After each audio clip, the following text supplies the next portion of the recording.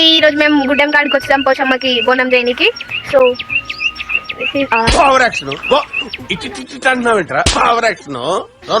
కోడి కోస్తాం అనమాట. ఎందుకు కోస్తాం అని అంటే మేము వచ్చేది అప్పుడప్పుడు సంవత్సరానికి ఒకసారి, అందుకని చెప్పి మేము మీరైతే వస్తాము. సో నోము అయిపోయినాక నెక్స్ట్ డే మార్నింగ్ అయితే గౌరమ్మని తరిపేసి జర మీది గద్దెల మీకు ఎక్కించేసి అమ్మవారిని నెక్స్ట్ డే వేసేసుకుంటాం. నాకు ఒక గన్నెత్తారా కాల్చేసి అన్నమని జైలుకి వెళ్ళిపోతా, నాకు ఒక గన్నెత్తారా. చలో ఆడికి నేను ఇంకా బాబాయ్ అయితే మార్కెట్ కి వచ్చి కోడి పిల్ల ఇంకా ఒక కొత్తిమీర అయితే తీసుకున్నాం అనమాట. వెళ్ళి మళ్ళీ నాకు ఇక బాయికాడ గుడ్డం కాడ అయితే మనం పోచమ్మకైతే కోస్తాం అనమాట కోడి పిల్లని. రీక్రియేట్ చేయ బాబాయ్, అప్పుడు చేసింది కదా.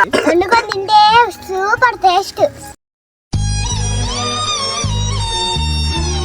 తింటావా?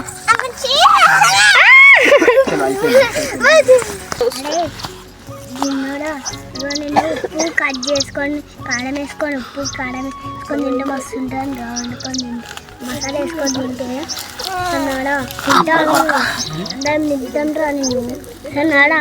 నేను నీ తలకాయ తింటాడా తింటావా తింటావాడా. వాళ్ళు కూడా సూపర్ ఉంటుందా తింటావాడా. నువ్వు ఇట్లా నిన్నకి వచ్చాంరా, మొన్న కూడా ఆమె చెల్లెలు చంపేసాంరా. అసలు మీకు ఈ ఆలోచన ఎలా వచ్చింది? నాకు ఈ ఆలోచన ఎందుకు వచ్చిందని అడిగే బదులు మీకెందుకు రాలేదని సిగ్గుపడండి.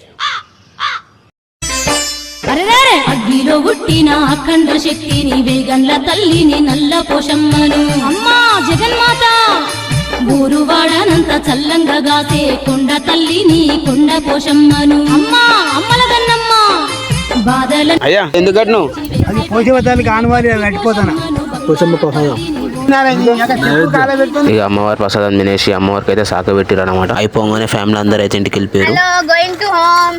ఇక నేను బాబు అయితే మళ్ళీ కోడిని తీసుకొని మళ్ళీ నాకు ఇజ్జయ్ ఇక మళ్ళీ దాటేసి మన ఇంటి కాడికి సికింద్రాబాద్ కి డైరెక్ట్ బస్. ఇక కోసిన కోడి అయితే కట్ చేయించినాం. ఇక ఇంటికి వెళ్ళేసరికి మా అమ్మ ఇంకా పిన్ అయితే మొత్తం ప్రిపేర్ చేసిండే. ఇక అట్లా మొత్తం చిల్ అయిపోయినాం. By family.